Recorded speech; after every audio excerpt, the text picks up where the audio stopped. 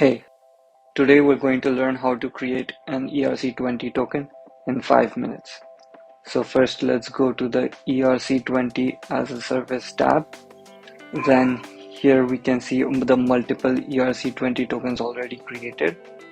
And let's click on create new ERC20 token.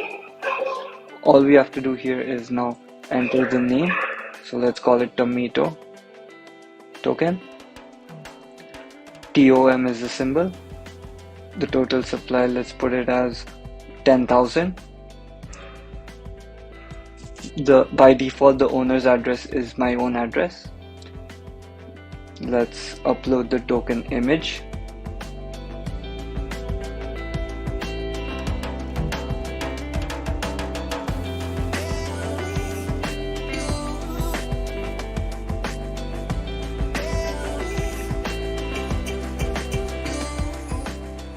And then let's click on create ERC20 token.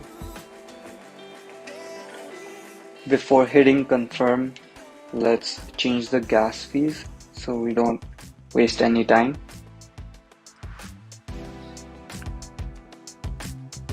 And then let's confirm.